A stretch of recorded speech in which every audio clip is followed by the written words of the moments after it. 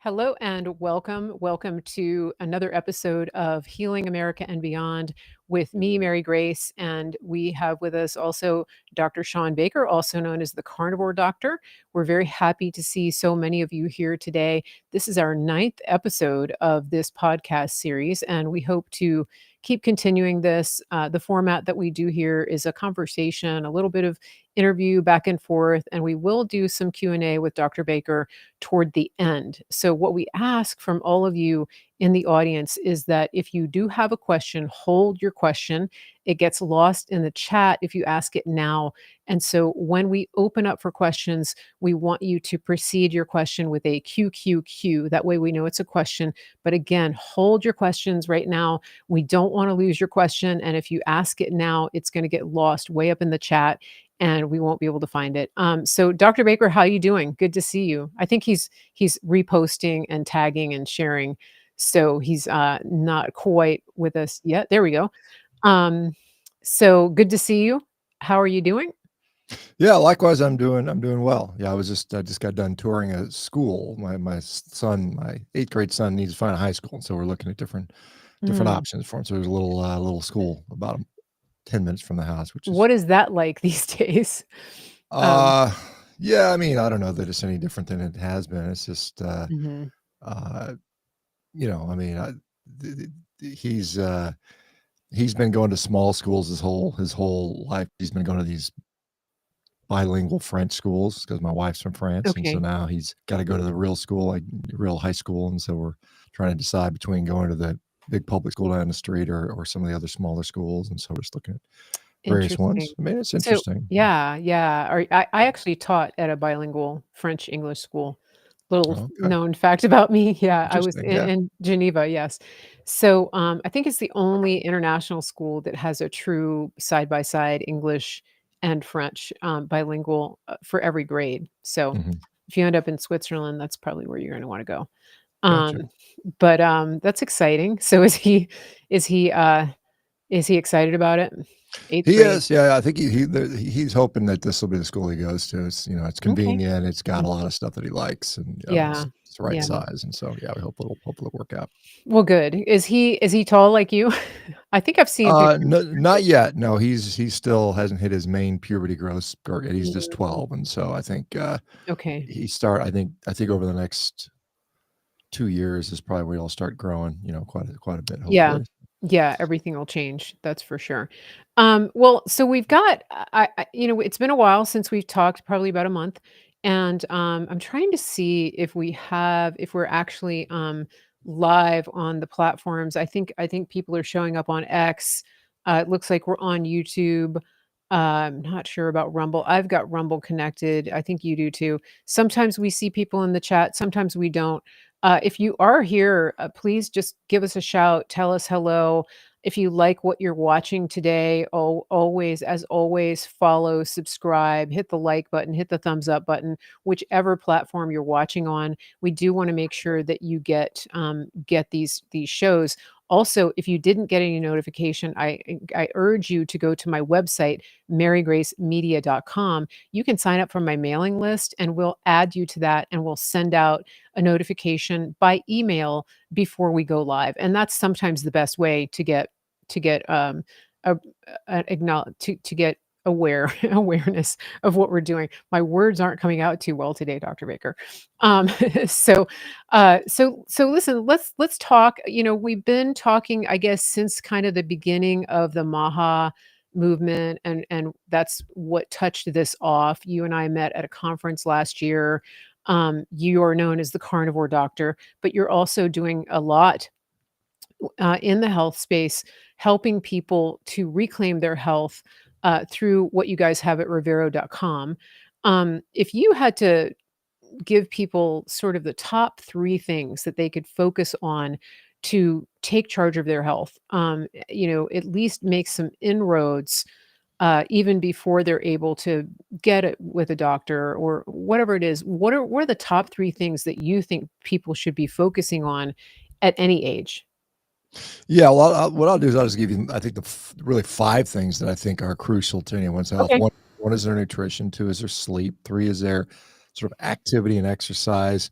4 would be how they mitigate and manage stress, and the fifth one would be our relationship with the sun or circadian biology. And I think those 5 things, if you can sort of maximize, consistently optimize those things, at least most of the time, I think you're going to be in pretty good shape. So those Mhm. are the things I would focus on. Talk about sun, because you're actually in the Northwest. Mm-hmm. Um, so that and that's been that's one of those things that they told us was a problem, and it turns out it isn't, and we should be in the sun more. But what do you mean by your relationship with sun? Can you expand on that for people? Yeah, well, I mean, we are all, diurnal or circadianly linked creatures. We're not nocturnal animals. We're not possums or raccoons or anything like that. So we have this, very important day-night cycle. And, I think it's important to experience natural sunlight when the sun's up, morning, evening. It's nice to see how the sun drops down. I mean, we know that, like, for instance, melatonin secretion is entrained to our exposure to the setting sun. That red light that occurs at night as the sun drops in the sky. The light is refracted to a point where the red light is refracted more, so that it tends to fall in our eyes more.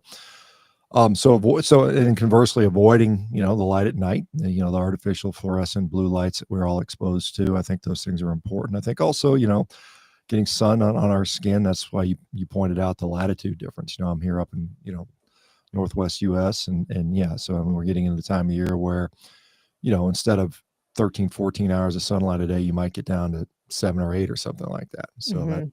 then you just need to capitalize on the time that there's there. It's not that you have to necessarily do anything extraordinary, but you just need to, we are outdoor creatures and we are, daytime creatures. And so I think it's Mhm. important that we try to find our way outside at night, or in the daytime rather, to get some of that sun exposure. And I think that makes a difference. And, the fact that we are now trained to shun the sunlight and cover up and smear sunscreen all over our face and wear protective stuff. And I think, to the point that you don't get sunburned, that makes sense. But short of that, I think we should seek out some sunlight. And I think also what a lot of people have noticed is that, our sun tolerance is impacted by the rest of our lifestyle, and in particular our diet. Our diet does impact the propensity by which we sunburn. And I know a lot of people observe that when they clean up their diet, remove all the processed garbage, they don't burn as easily, which, is important. I was just gonna you anticipated my question, which is, that when people clean up their diet and get rid of ultra processed foods, it is, they exhibit less propensity towards sunburn. I hear people saying that it's the seed oils, that if you get rid of the seed oils, that, helps you, not get sunburned.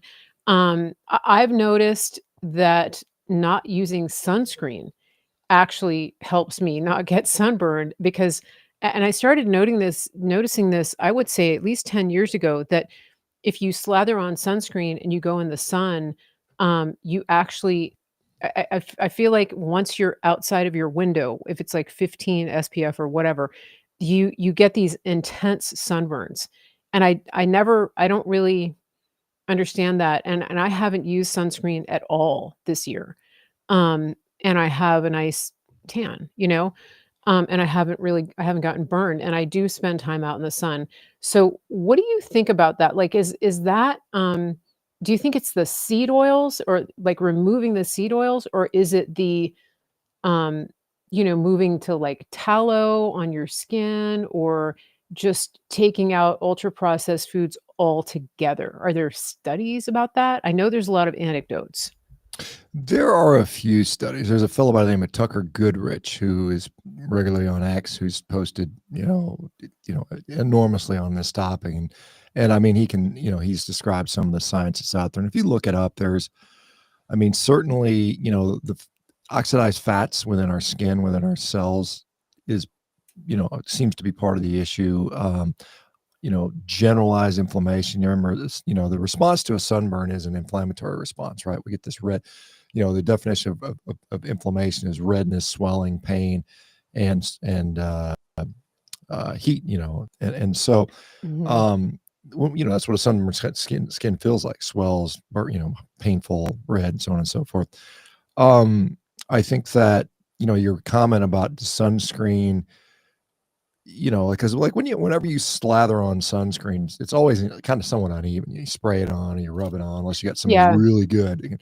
So you're missing a spot, and that spot seems to burn a lot more readily than others. And there may be that there's a systemic response our body has when we're exposed to the sun to sort of like get us ready for that exposure, and then, when it's blunted through sunscreen and we have a small area that's left untreated, we might be more susceptible to that. Or, we it's like, kinda like a hormetic type thing where when we're exposed to a little bit of sun, and this is a lot of people talk about this, where they start the year off, they spend a short time in the sun and kinda get used to it before they can handle longer doses, and it may be that's what's going on. I don't know if that's well studied or anything, it's a little bit speculative on my part, but, um yeah, I mean, I know there's concerns around some of the products in sunscreen, whether it's like benzene and Mhm. things like that, which I think may have been removed now.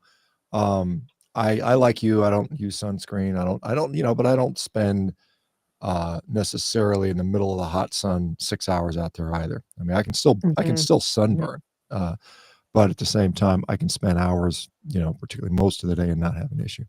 Yeah. So, this is something that comes up a lot in the wintertime too, and I know there's different schools of thought in this community about it. What about red light therapy?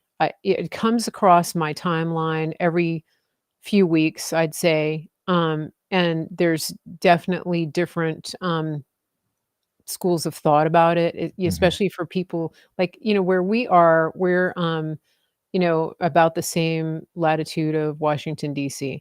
And so, it gets really cold.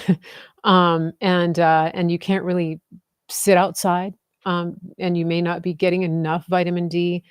What do you think about that? Is that something that is legitimate for people? Maybe people should like a infrared sauna or red light therapy. I mean, Dr. Ken Berry says just go sit in the sun. But how do you do that if you're in a cold place, you know? Yeah, well, I mean, if you look at the science behind some of this infrared light therapy that's out there, and there clearly is some science that shows benefits to skin health, or some show benefits to maybe sleep. There was a recent study showing that it reduced blood glucose significantly. I mean, obviously, you know, getting good sleep. There's a lot of ways to solve that issue. Perhaps sleep hygiene. You know, you know what you do during the day, inflammation, or sorry, skin health can be improved a lot of different ways, as can blood glucose mitigation. Not eating a high glycemic diet can help with that for sure, and then also Mhm. not being obese. I mean, that helps. So, Yeah. yeah, I mean, as far as the vitamin D stuff, I think it has a limited effect. I don't think it's, I mean, obviously, vitamin D levels up. Just take 50,000 IUs of vitamin D, and you'll have a vitamin D over 100. I don't know that's Mhm. necessarily the answer either, because sometimes I'm just thinking, are you just playing with the numbers? Because you can take supplements to monkey the numbers around. Is it actually at the root cause, doing what it needs to be doing? And I think that Mhm. those people that display low vitamin D levels often, are just metabolically unhealthy. And when they improve their metabolic health, their vitamin D production improves.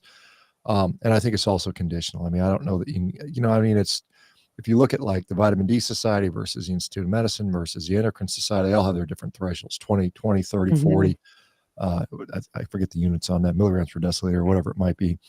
And it's like based on different science. And I don't really worry. Let me just say, I don't supplement vitamin D. I live up in Mhm. Pacific Northwest. I don't really worry about it. I don't think it's that big of a Yeah. deal. I know there's a Yeah. lot of data that would Yeah. support that. But again, I think if you look at the association between those that do poor with low vitamin D levels, and you were to screen for metabolic health, it would probably be almost a non-factor. I know it's Okay. controversial, Okay. probably a lot of people mad at that. Well, that's what we're here for. People are gonna get mad sometimes, but, that's okay. There's something that I've been thinking a lot about lately, especially with regard to the carnivore diet, because, I first became introduced to the carnivore diet through friends who had some drastic changes. A friend who had had a lifelong eating disorder, she was raving about the fact that she finally felt regulated for the first time in her life, on the carnivore diet, and she did manage to lose weight and kinda change her set point, and, she's in her 60s, and then also, I started kinda diving into it, and the things the stories that make the most impact and the biggest splash with carnivore is, the weight loss, right? You see people who've had drastic weight loss, and that is one of the things, obviously, that draws people to it. But I was thinking a lot about this because, I'm not somebody that needed to lose a lot of weight. I'm only 5'5", and I'm not a big person. I've never been, a huge person. That's not been an issue for me, but I have an autoimmune condition. I've had a lot of inflammation.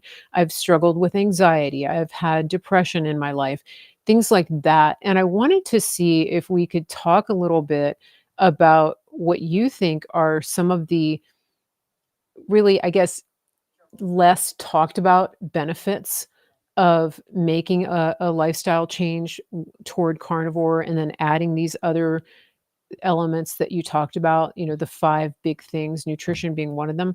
What are some things that, like, if somebody's listening today and they're on the fence about carnivore, or just going to an all meat-based fatty diet, and they're like, "I don't need to lose weight. I'm not doing that." We know it's not a weight loss diet. So what would you say to people who are on the fence and thinking, "Well, I've got arthritis, but that's just the way life is. I'm old." Things like that. What are the benefits? Well, I mean, yeah, I mean, I think first of all, that sort of sentiment that I'm old, therefore I must be sick, broken down, debilitated, and in pain, I think Yeah, that's a problematic way to think about things because it that's not is. necessarily the I truth. agree.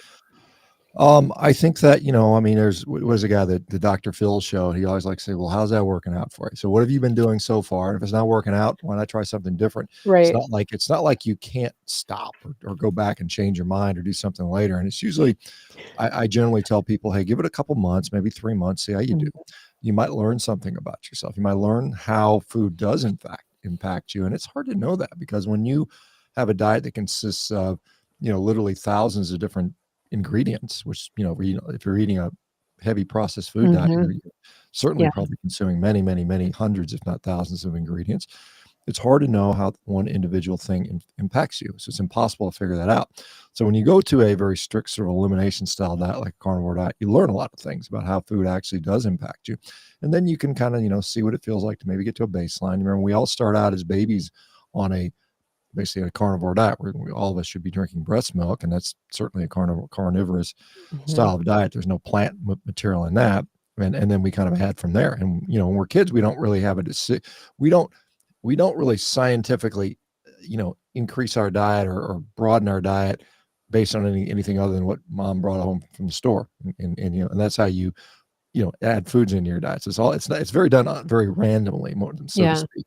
It's often done based on what's on sale, what tastes good, what the kid will actually eat, that type of stuff.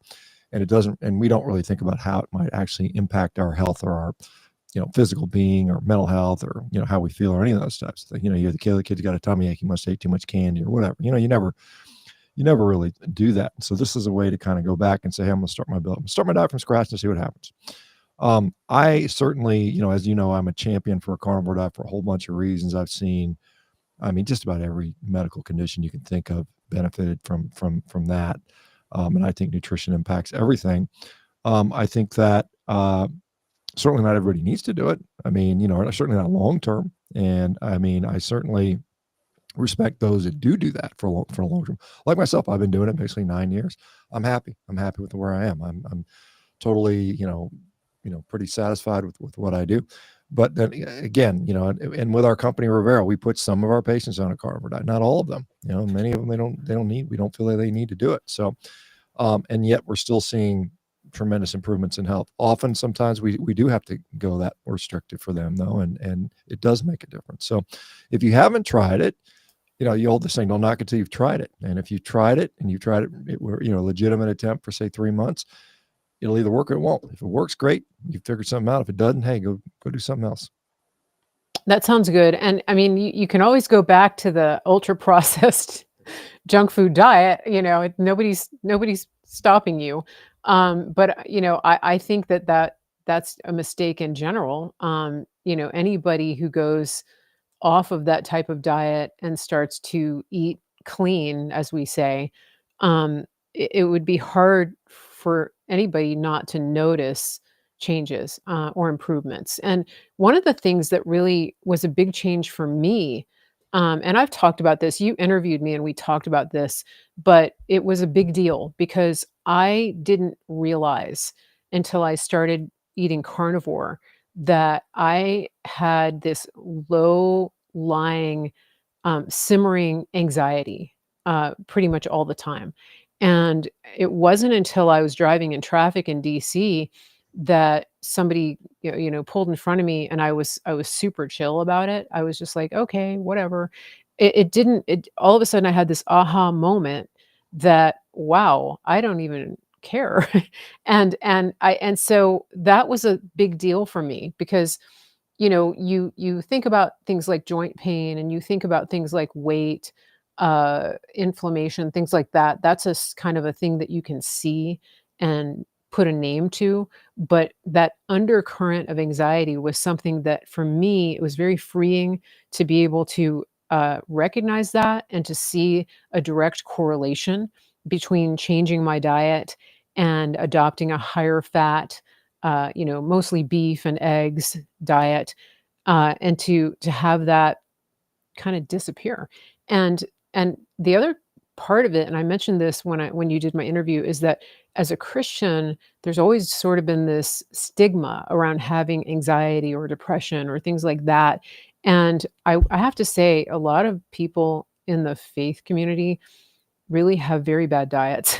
And so it would be interesting to me to see if people took that step, how much of what they're dealing with emotionally that they think is spiritually rooted is actually physiological. I don't know if anybody's in the chat who's had that experience.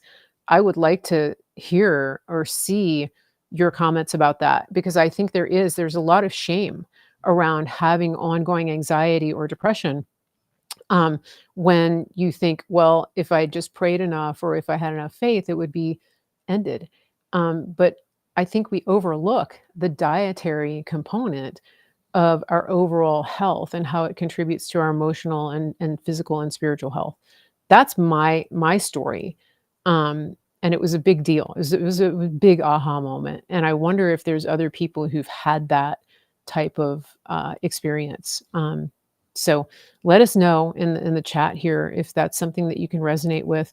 Um, so going moving on to the next thing, I wanted to ask you sort of like what are the big things that you see happening now on the horizon from kind of a governmental standpoint, like Mm. with RFK, MAHA, medical interventions, things like that. Are you seeing some big things that you think are going to be helpful, even with the food guidelines and recommendations?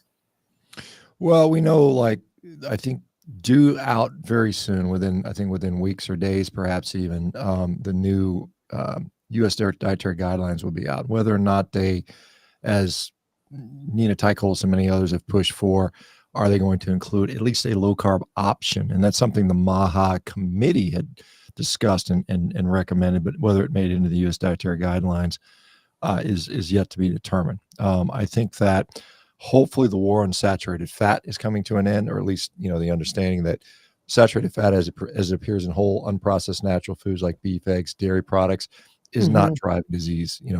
It's likely Yeah. the saturated fat that we see in conjunction with this ultra processed, highly processed, refined processed carbohydrate food that's out there. And, that combined with all the oils, I mean, 25% of our increase in calories over the last 50 years has been from these, industrial oils that have been added to all of our food. And so that's an important thing.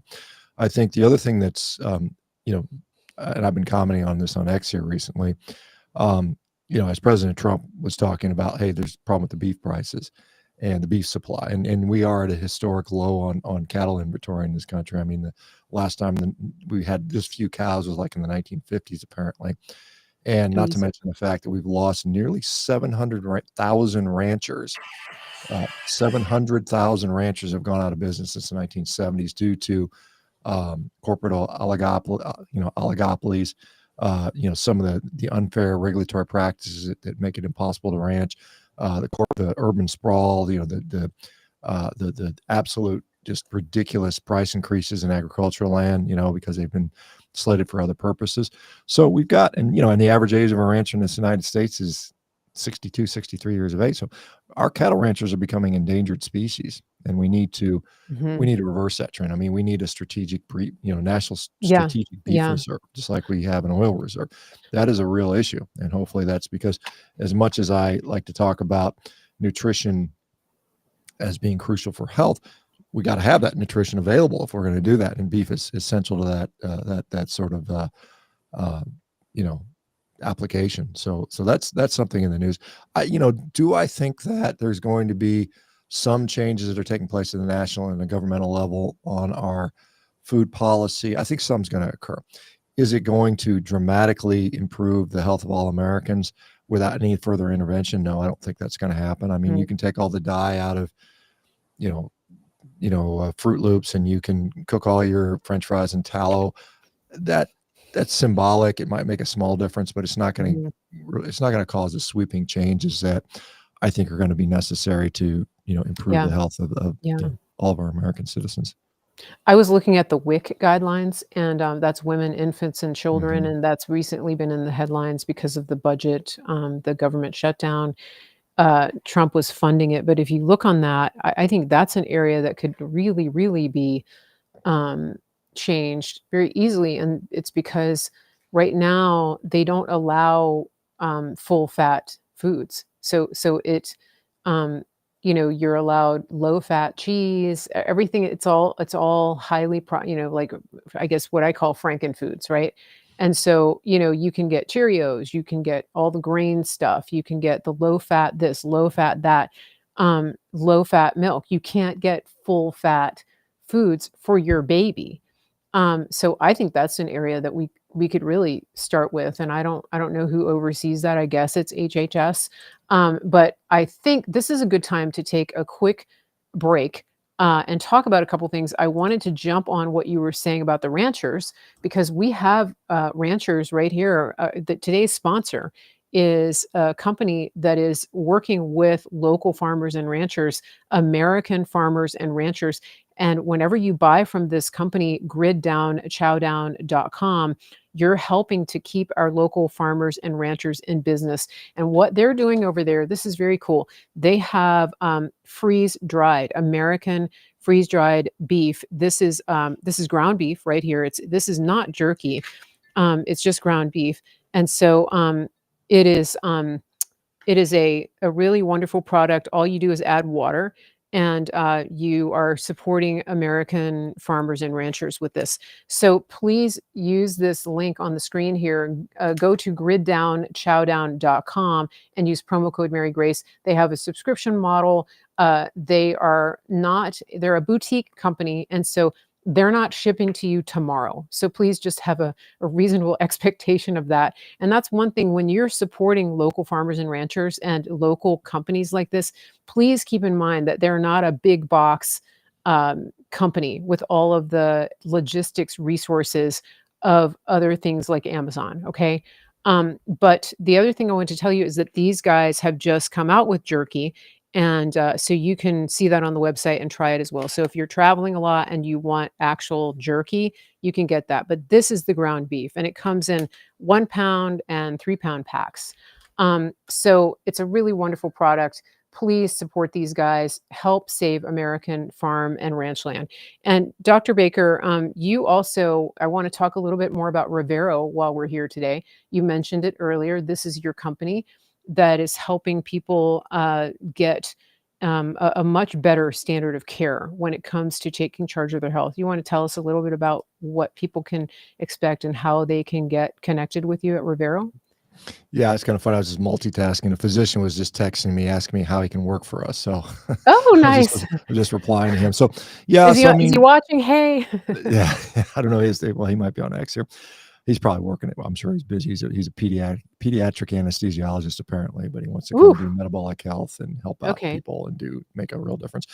And that's what we do. I mean, at Rivera, we are sort of saying, the pill for every ill, the Medicaid at all costs, the just symptom management, disease management system is not ideal or optimal for our Mhm. patients, and in many ways, they're not ideal for physicians either. I mean, I think most physicians are not particularly happy doing that, being stuck in that system. And so we've created something better, something that actually puts the patients at the front of the problem. It's not just a pure administrative business, which is how healthcare has devolved into. Mhm.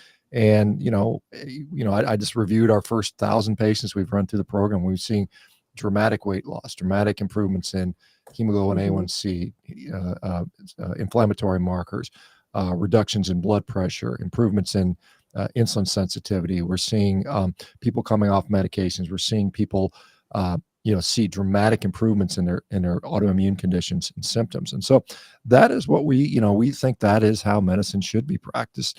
And instead of just typing on Twitter or Facebook complaining about the healthcare system, it's like, what are we going to do about it? I mean, this is what we've Right, been doing. right. And I'm very excited to announce that we made it into all 50 states, and we now have patients all over the country and getting better and happy. And we have some of the highest satisfaction scores with our program. Compared to any other digital health company out there. So Amazing. yeah. So if you are someone who is suffering with chronic disease, check us out. See if we can help you. If you also, we are raising funding so we can expand our scope of practice, and so we can, continue to help more people. That's also via a company called republic.com/Rivera. We've got a active fundraiser going so far. We've raised, I think, about $1.6 million in a couple of weeks, and our goal, I think, for short term is about 5 million, so we can get into the enterprise market, so we can work, we can have companies utilize our services, and then Mhm. eventually get into the insured market. So that is,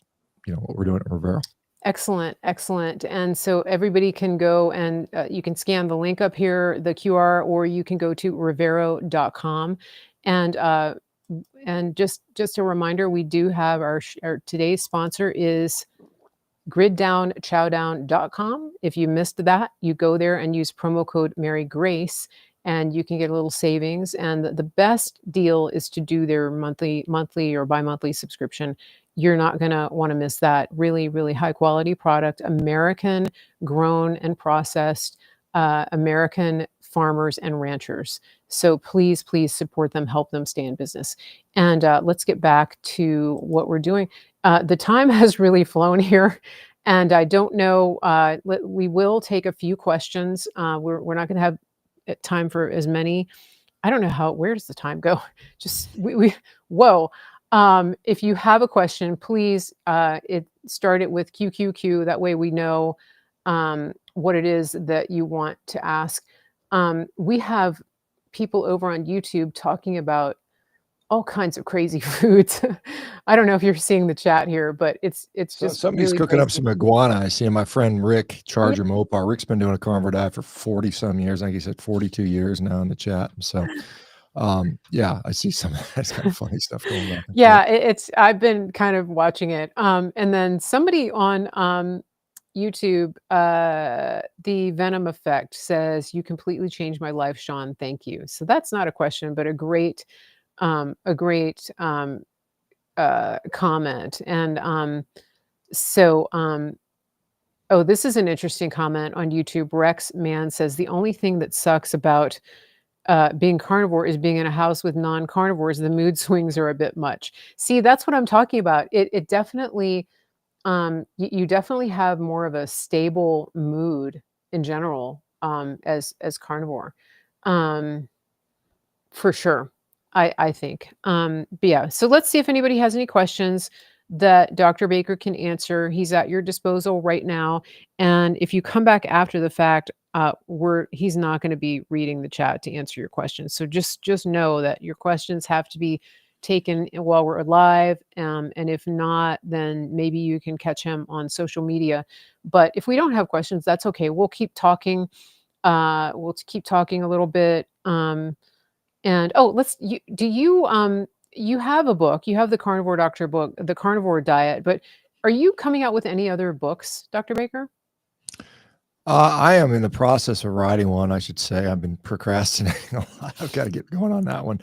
I've got a book coming out on general health stuff, and so it's, a little bit of nutrition, but it's a lot of as I had mentioned, I talked about at the beginning, I think there's 5 pillars of health, but I think there's a whole bunch of things that go into that, and I think it's important for not only you, but Mhm. for your family in general, and how do you entrain that like people talk about generational wealth.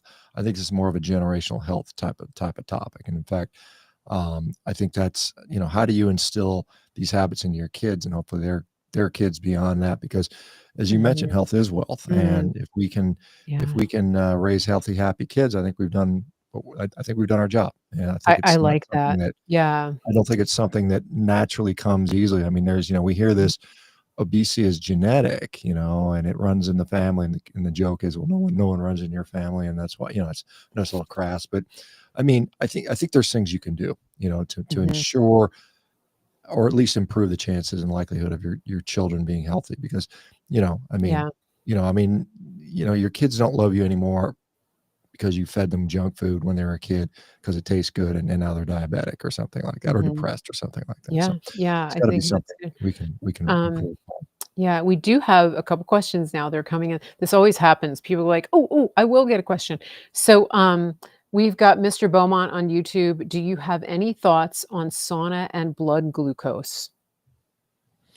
Well, yeah, I mean, thoughts. I mean, there's the data we know about that. So sauna, in the short term, can raise your blood glucose. Depending. I mean, it's how hot it is, how long it is. It's stressful. Just it's like I consider sauna very similar to exercise in its physiology. And heart rate goes up, you sweat. There's a little bit of stress response. And anytime we have a large enough stress response, our liver will dump glucose. And it's not that that's bad. I mean, that's supposed to happen.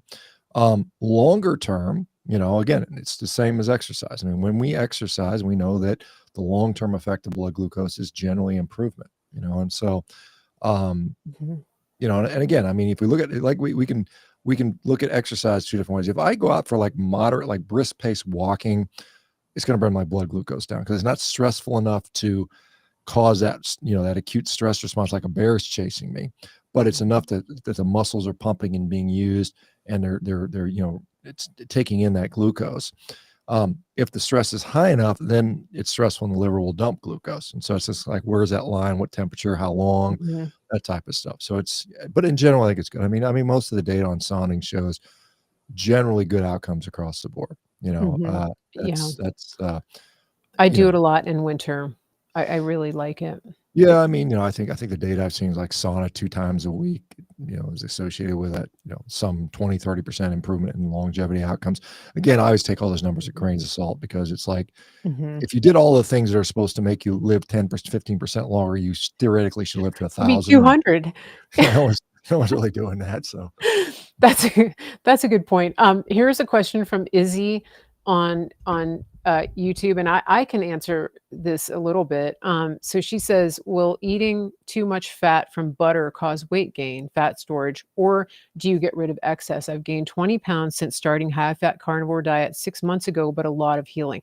I will tell you that I did put on weight when I started eating high-fat carnivore as somebody who had, I would say, a real nutrition deficit and also an autoimmune condition, and it really distressed me. I've leveled off some, um, and, I think the question also becomes, is it muscle, right? I think you said you've added fat, and for me, it was kind of the same thing. I'm like, "No, I'm not skinnier. I'm I'm definitely bigger, so it's not just muscle." But I think there's a lot of hormonal things that come into play as well, but I think it's different. I was gonna ask you this, Dr. Baker. It really seems to be different for women who are menopausal or postmenopausal, when it comes to the way they're handling extra fat.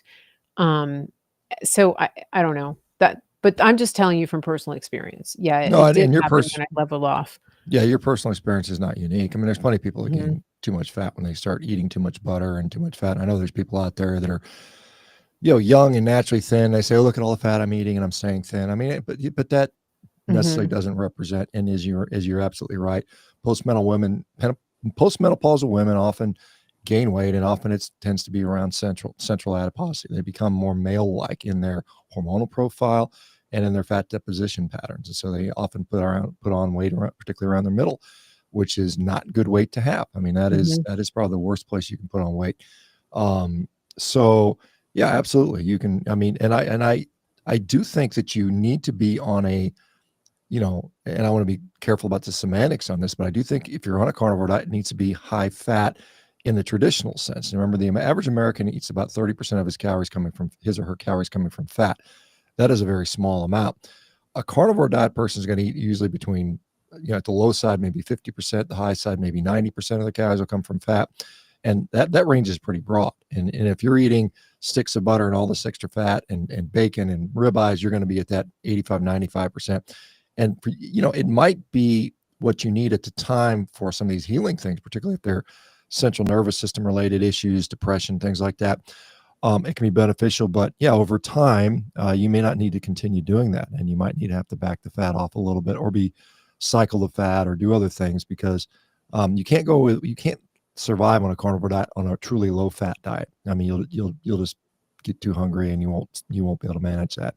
So I mean, it might be moderate fat, might be more appropriate. Because if you're Mhm. gaining fat, particularly around the middle, unless you were emaciated and you need a little bit of fat. But if you're just gaining excess, if you can, I like this old, I mean, Mary, you probably remember this old Kellogg Special K commercial that used to talk about, can you pinch more than an inch? Mhm. And if you Yeah. can pinch more than an inch, that's pretty accurate. You should not be able Okay. to grab a big hunk of fat on your belly. If you Right. can, Right. man, woman, it doesn't matter. You need to take care of that. You need to fix it. Mhm. That's a good rule of thumb, and I think, one of the things that I was told in the very beginning too was, like 6 months, it's not that long. If you're in your 50s, 60s, and you've had problems for a long time, especially if you're a woman, the female body goes through so much, especially if you've given birth, right?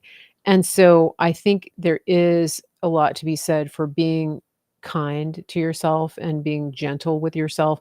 And I'm not saying excusing bad behavior. I'm saying just allow your body some time and some space just to heal, to put that fat into the healing process, whether it's hormonal, whether it's, reducing inflammation, whether it's like Dr. Baker was saying in the neurological sense, like for me with the anxiety, those are the things that some people call non-scale victories that you can't necessarily see them, and they don't really get a lot of clicks on social media, but those are the things that can contribute to your longevity, and at some point, I think that when you get to an equilibrium, your body is gonna know, "Okay, now I can let go of this excess fat because I don't need it, to repair the things that have been broken, and distressed for a long, long time." That's just kinda my layperson's take on that. We have another question, but also, well, actually, we have a super chat, and we have a question that are kind of related. So the super chat is from the Pharaoh Grandma. She says, "I don't have a question. I'm just celebrating the approach to 4 years of carnivore. I will be 60 in February. Survived a stroke. Feel good anyway." And then uh, Charles Bronson says, "Can Rivero help someone that had a mini stroke?" Kind of related. Okay. So that's the question.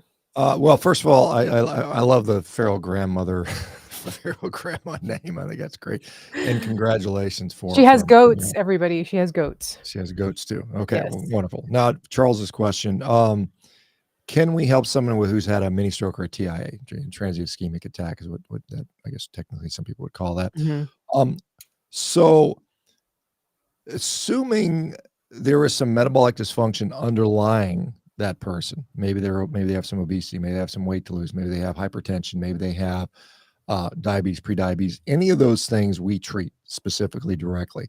We don't specifically do stroke rehab, but what we will do will likely directly benefit that person. So it's like, if you say I had a mini stroke and there's nothing else wrong with me, we'd say, well, we probably don't have a lot to offer you. But odds are probably 98% of the people that have had strokes have something going on. unless it was like in a traumatic a stroke, or you got whacked in the head and it caused you to have a stroke or something like that. But so, I mean, the short answer is potentially. I mean, just check with our intake folks. They can tell you, they'll let you know if it's appropriate for what we can do.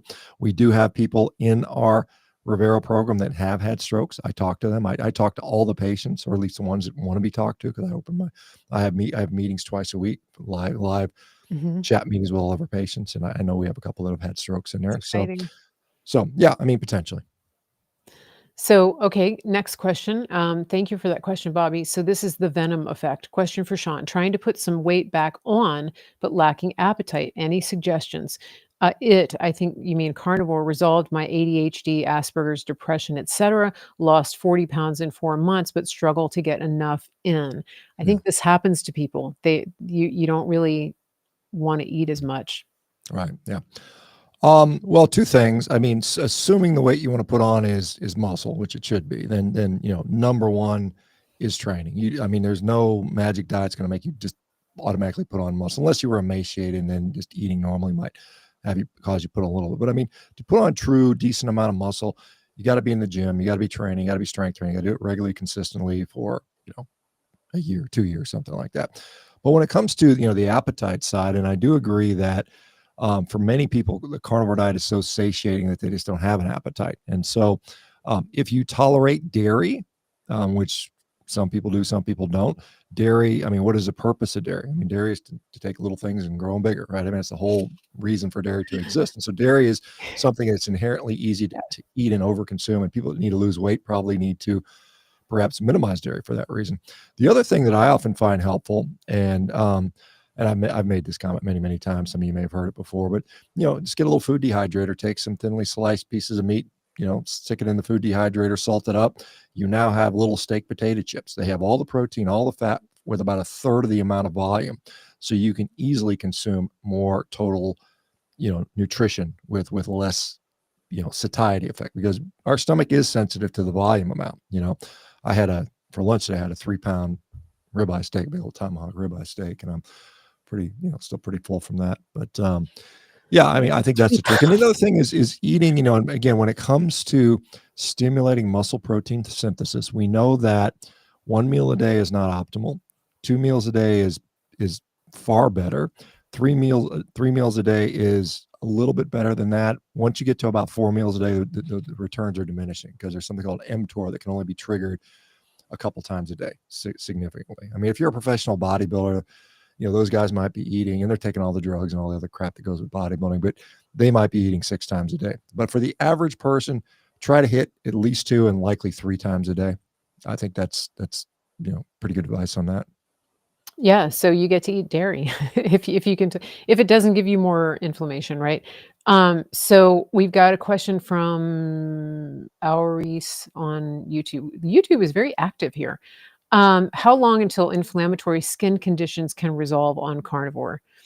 Mm. It's another thing I dealt with. Yeah, and that's something we treat at Rivera. We do a lot. We do psoriasis, eczema, and a few other skin conditions.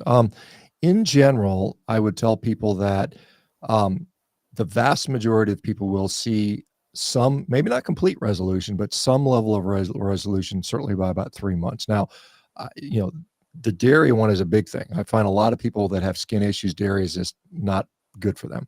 So, I mean, assuming you're excluding dairy, um, and you're doing a carnivorous diet, you can expect to see some level of resolution within 3 months. It depends how bad it is. Some people, it takes them 6 months or more to get complete resolution. But I would say, if you haven't done it for at least 3 months, before you've sort of made a decision whether it's going to work or not, just push on to 3 months and see where you get. Thank you. We have a comment from Bridget. I want to read this on Facebook. I'm 60 and you inspired me to sprint again. I was doing okay until I pulled a muscle. LOL. I am not giving up. So I thought that was funny because we talked Well, about this, and yeah, you have some suggestions for people who want to sprint but maybe aren't yeah. ready Yeah, for I mean, running. sprinting is incredibly violent. It is incredibly stressful on muscles, particularly the hamstrings and the hip Yeah. flexors, and in the acceleration phase of calves. And so you will hurt yourself. I mean, that's if you don't do it in a very methodical, precise, sort of progressive way. And I would tell anybody, Start out just bouncing and hopping and skipping for maybe even several months until your body's conditioned to handle those levels of stress. And then any sprinting you should be done should be extremely short. I'm talking 5 yards, 10 yards. That's it. Don't go any farther because you can't reach top speed in 5 yards, or maybe if you're really, really slow, maybe. But for most people, like for instance, Usain Bolt, it takes him 60 meters to hit his top speed. For someone like Mm, me, I might get there in 30 meters. I'm not running as fast as mhm, Bolt was, but for the average person, 5, 10 meter sprints are pretty safe. mhm, You can run up hills. Hills are great because they put you in a better biomechanical position. They slow you down. Like I was running sprints. In fact, yesterday with a belt, I tied 100 pounds to I dragged 100 pounds behind me. That also slows me down. It forces me into the good biomechanical positions to do that. Those types of things are a better way and a safer way to approach this. But going out, without any preparation, going out and try to run 50 yards or 100 meters without mm. any lengthy preparation is a recipe for injury. And you don't want injuries. Injuries is going to set you back. Yeah, I think the running uphill thing, I've done that, and then what about just stairs? If you're just going very fast upstairs, I mean, coming Well, I down mean, is I think hard. stairs can be a little tricky because if you miss a step, you slip, you fall, and they're not the nicest of surfaces to crash on, and Right. so, A hillside is better. yeah, I mean, I think a hillside would be a better Yeah, option. yeah. "Help, I've fallen, I can't get up." All right, so that wasn't a question, but it actually kinda was because I think some people, when they hear sprinting, they jump right to the conclusion of what Doctor Baker was saying, which is, "I just need to go run on the track," and that's not necessarily how you can work into sprinting. Even some people, like, it's better to do the rowing machine or the bicycle, to get into that, to get started with that. Um, and I have a question about that. So I like to swing kettlebells. Um, if you have the right technique for kettlebells, is that a good way to get to get in? Like if you're doing like, regular swings or one arm swings or something, does that mimic sprinting at all? A kettlebell swing? Um, maybe a little bit. I mean, like I said, again, this when we're talking about high level athletes, I mean, the thought is, you can be very general in the gym. In the gym, we're trying to get stronger, just generally stronger. And Hmm. then the application of that force occurs with the more specific things. So you can get in good shape with kettlebells. You can swing kettlebells. They're a conditioning tool. I mean, you do, Hmm. 50 kettlebell swings or something like that. And you're going to be breathing hard at the end of it, particularly if you do it with the appropriate weight and appropriate technique. Hmm. It's not going to make you probably a much faster sprinter. I mean, Hmm. I mean, caveats. I mean, if it strips off 20 pounds of body fat, yeah, you're going to be faster. But I mean, the act Right. of swinging a kettlebell has Yeah. not much to do with sprinting, to be honest. Okay. Okay. So you know what? I think next episode we need to talk. I think let's dedicate the whole thing to fitness because that's really your passion, and we've done that a little bit in the past. But I'd like to do that. I'm writing myself a note Okay. um, because that really you have so much. You're so passionate about that. You have so much to offer. Okay, let's finish our questions. I have this is not a question; it's a comment from Bobby Broadway. She says, "LOL, I thought when she said Q Q Q, I thought it was pew pew pew." I got you, Bobby. I got you. We're on the same wavelength. Okay. I just had to acknowledge that. Okay, so uh s- let's see. Scott, this is interesting. So Scott is having I've been strict carnivore for 3 years. I've been experiencing fatigue the last couple of months. What could cause that? And then there's a kind of a companion question from Matt Inagash. Okay, it says, um, 3 years, I don't know why I start to have bloating and hair loss. So it's like people are having adverse reactions. Bloating, hair loss, fatigue. What are some things that would I'm lumping their questions together because I think they may be related. Well, I mean, again, these are all sort of non-specific, general. Like fatigue is such a general thing. If you Yeah. if you look at like if you were like as a physician, I say, what's the differential diagnosis for fatigue? And the list is longer than my arm. I mean, there's so many things that go into that. I mean, it's like how are we sleeping? Uh, you know, what are all the other things that Mhm. could potentially going on? Are we gaining weight? Are we there's just so many things you'd have to go through to sort of Yeah. sort Yeah. that out. I mean, could it be related to nutrition? Potentially. Could it be related to 20 other environmental, uh, you know, uh, things that are going on in your life as well. So, I mean, it may be, that, I mean, again, a carnivore diet doesn't give you immunity from all disease and make you immortal or anything like that. Stuff still happens. People still get sick. So we still have to sort of investigate those things. And sometimes they're just simple things, maybe you're just not sleepy. Sleep. First thing I think about with fatigue is the number one cure for fatigue is good sleep. I mean, and that may be an issue. So, and then the hair loss and all those types of things, the bloating. Again, uh, from a dietary standpoint, are you changing anything? Something new? Are you doing something different?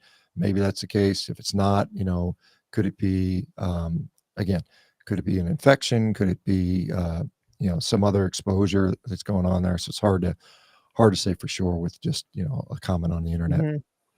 And then hair loss, is that something that, you see bloating and hair loss? Like, I've heard other people say that they have hair loss. Well, I mean, yeah, I mean, hair loss can happen, due to stress. Hair loss can happen Mhm. due to under eating. Hair loss can happen to it can be associated with other underlying diseases. I mean, you know, I mean, Yeah. obviously there's male pattern baldness. So there's a lot of Mhm. females that have hair loss as they age. I mean, it's just, there's a number of reasons for that. Okay, and then, let's keep going. So we'll do probably a couple more, and then we've got to wrap it up for the day. Um,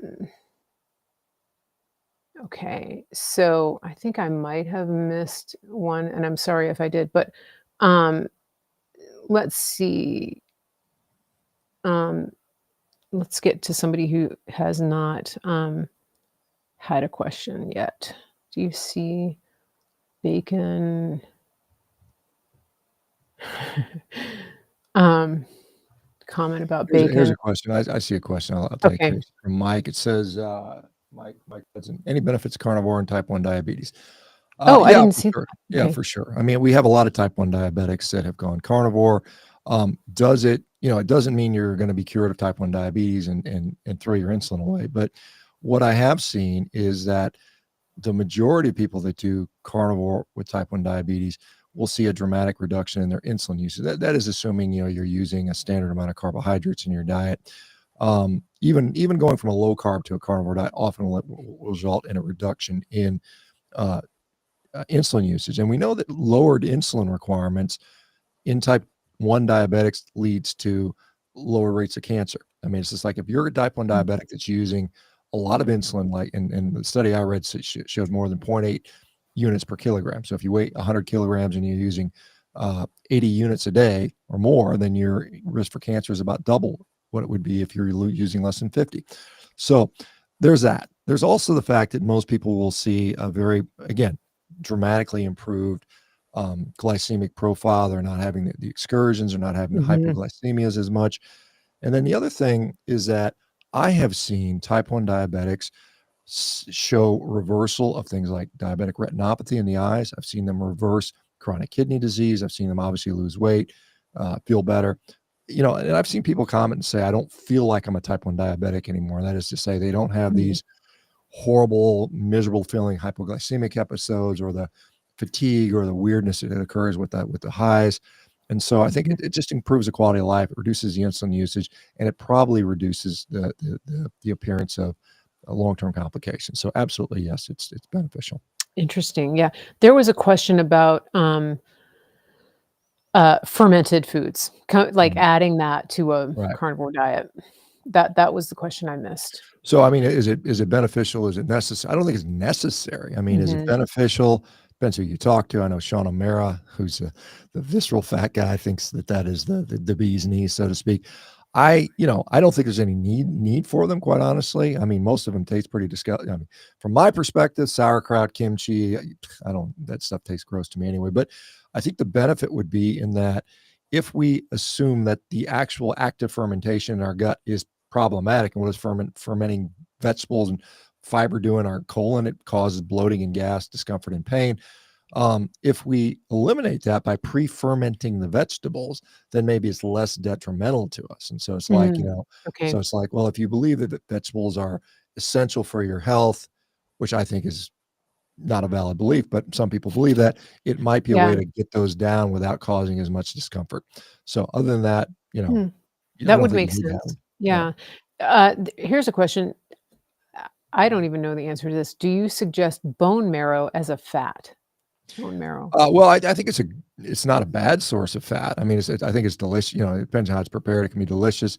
The only problem is it's pretty scarce and it's pretty expensive. So I mean, if you're like relying on bone marrow for Yeah. most of your fat, you're going to be paying a lot of money for that. And I think it's wonderful. It's a great source of nutrition. Bone marrow is great. I mean, some people would argue this is one of the reasons why humans are humans because when we were maybe sort of hominids and we're just scratching around, we're, scavenging through bones, we could crack the marrow open and access it where I know other animals don't have the capacity to crack into bones. And so since we did, because we could whack it with a rock. But yeah, I mean, it's a good source Interesting. of fat, but it's probably not the most economical source. So that would be my Right, biggest knock on right, that yeah. one. Okay, so here's a good one, from Bev on Facebook. I have a stent in my arteries. Is there anything I shouldn't eat on carnivore? On carnivore, probably not. Again, caveats. How do they make you feel? Dairy causes inflammation. You probably want to avoid that. But other than that, no. Okay, and then here's a good one, Jenny on Facebook. I've been pretty strict carnivore since April. Why am I still having high blood sugar issues? Well, I don't know what your starting point was. I don't know where you're at. I don't know if you've lost all the excess body fat. If you haven't, that's what I would do. I mean, I would certainly look at when you time your meals. I wouldn't eat big meals at night. I would reserve my bigger meals for earlier in the day. I would obviously, work on my sleep, work on my activity levels, work on stress. There's things you can do outside of just nutrition that are going to have an impact on your blood glucose. But the biggest thing at the end of the day is, can you pinch more than an inch? And if you can, you got to work on that. I don't care what, you can take all your apple cider vinegar and all that other crap that people want to do. Um, I say that in somewhat of a kind-hearted way, but I mean, honestly, you got to do the big things. You got to just get lean, and that's going to be the biggest probably issue for most people. Yeah.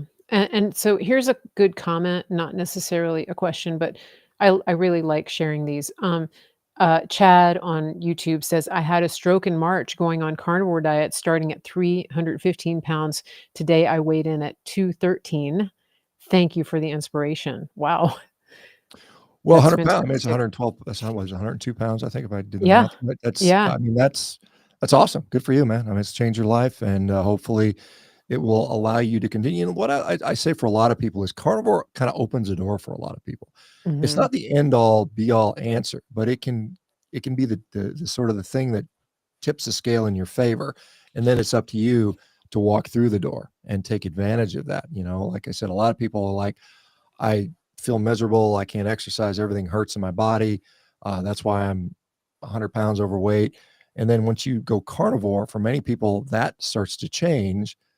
But if you just still stay sedentary and don't sleep well and don't take care of those other issues, you're going to get limited results. And so if you want to Hmm. maximize results, you got to take advantage of and create this virtuous cycle rather than succumbing to this vicious cycle of negativity. Yeah. So here's a question from Dareem, I think, on YouTube. Can Rivero help with treatment of Graves' disease and hyperthyroid? Does carnivore diet help?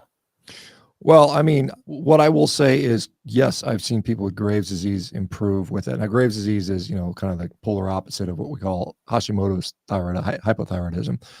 We have a hyperthyroid situation here, and they're both autoimmune conditions. Carnivore helps autoimmune conditions pretty much across the board. I think that, again, as of right now in 2025, we do not currently treat Graves' disease as our primary indication. But again, if you have some of these other metabolic issues, which many people do, metabolic disease, hypertension, Mhm. high blood pressure, insulin resistance, then entering through that route would secondarily probably affect the Graves in a positive fashion. As we, again, one of the reasons we're fundraising and trying to raise money is so that we can expand the scope of what we have to offer. So we would like to treat more of these metabolic and autoimmune conditions and hormonal conditions and even mental health. Mental health, I think, is a big one. I'd love to be able to start offering mental health treatment options because it's so ubiquitous.